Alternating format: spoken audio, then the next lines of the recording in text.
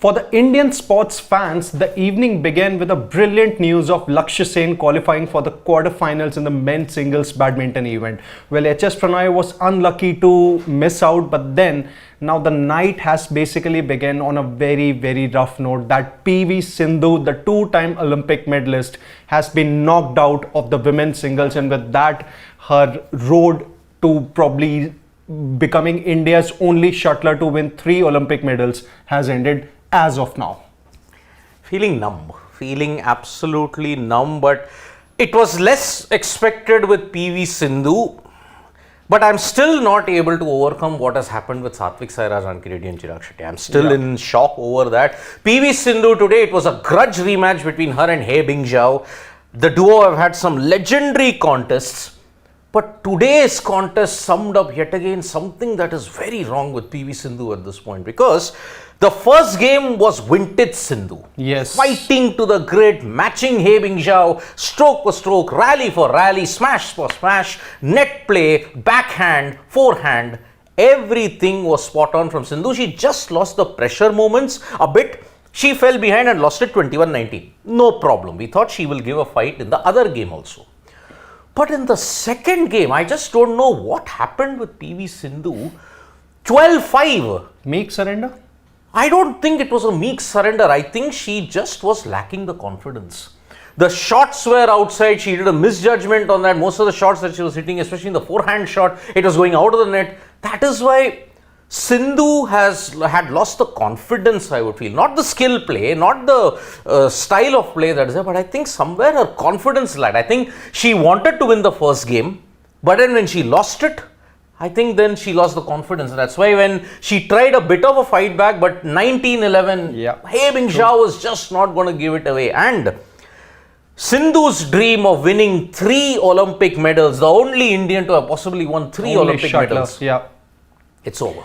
As of now, obviously, she'll have more chances in future, fitness permitting. But then, this is the same opponent that Sindhu had defeated in the Tokyo 2020 bronze medal match. But then, considering the kind of form Sindhu has been in the past couple of years, she hasn't really been able to, strike that great form. She's lost on those big occasions. The confidence has been less, as clearly mentioned by Siddharth Vishwanathan, which clearly goes on to show that the past form does matter coming into Olympics, because if you have some kind of good performances or those good title wins under your belt, it clearly holds you in good stead coming into a big event like Olympics. You know what, Sid, in the case of PV Sindhu, okay, every single time there were opponents that used to trouble her a lot. Yes. Okay. There is one trend that she's not cracked even after so many years in the circuit.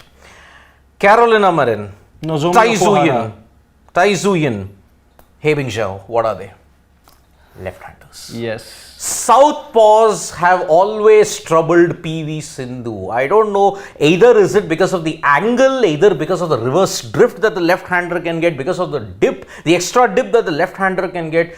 It is a thing that has worried Sindhu ever since Rio. She was up against Marin, but then she's always faltered against Marin. If there is one opponent who has systematically decimated Sindhu's game at each and every point, it's been Tai Zuyin. Yes. She didn't have to encounter Tai Zuyin, but she had to face He Bingzhou. Now, He Bingzhou also, the record Sindhu had managed to overcome it over a brief period of time. But here, He Bingzhou was in her elements, knowing fully well that the hurt of Tokyo was very much there. She wanted to overcome it, and now she's dealt the knockout blow to Sindhu. And Sindhu's form heading into it, I am sorry to say, it was woeful. We are seeing a match now which involves Korea and Gabriela Mariska Tunjung. Now, Gabriela Mariska Tunjung beat Sindhu for the first time in 8 encounters, 21-8, 21-8 in 29 minutes in Madrid. That was the start of, okay, something is wrong with Sindhu. And then what happened after that? Every other match she conspired to lose from situations which it would have been impossible for Sindhu to lose pre-2016.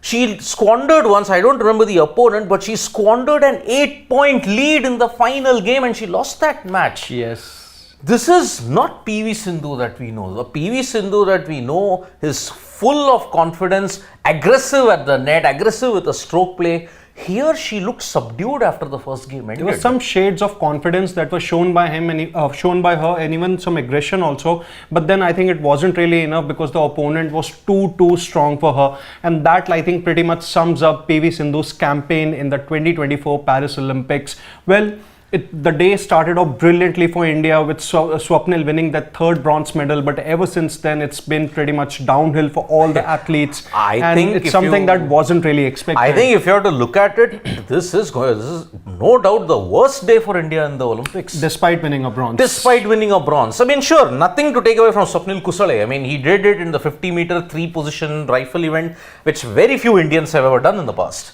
True. But then hockey team lost. Praveen Jadhav lost. It's more of a reality check for the hockey team of the things that are to come in the quarters. So, I mean, you're going to face Australia tomorrow. That's going to be true. Now, the Satvik Sairaj Rankireddy loss is going to rankle.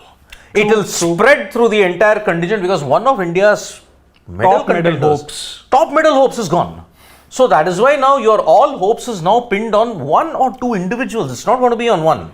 You could see Neeraj, you could see Manu, you could see Lavlina, you could see Lakshya, but now the sample size is reducing as far as India's medal hopes are concerned now. True. So that is why Sindhu winning today was very important, but now she's not either. Anyways, if she had won today, she would have had to face an even tougher opponent in Chen Yufei in the quarterfinals. Yes. But now, unfortunately, Sindhu's campaign is over and it is sad. India's badminton hopes have really fallen by the wayside, and I think I would, if there is one picture to sum up the day, which I'll be doing the wrap soon, it has to be Nikhat Zareen. The way how it was. So, Sindhu will be disappointed. She'll be gutted by what has happened. But overall, August 1 has been the worst day for the Indian contingent when you have to look at the Olympics.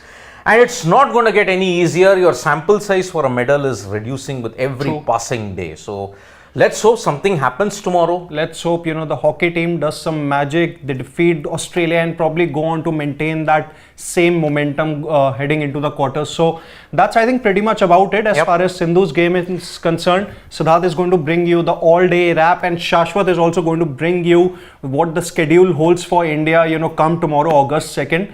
So that's pretty much about it. What do you think about Sindhu's performance in this Paris Olympics, and how many medals do you think India might just go on to win as the Olympic ends? You can let us know your thoughts in the comment section, and don't forget to subscribe to Sports Today for some exciting content on Olympics and all the other sports that we bring to you.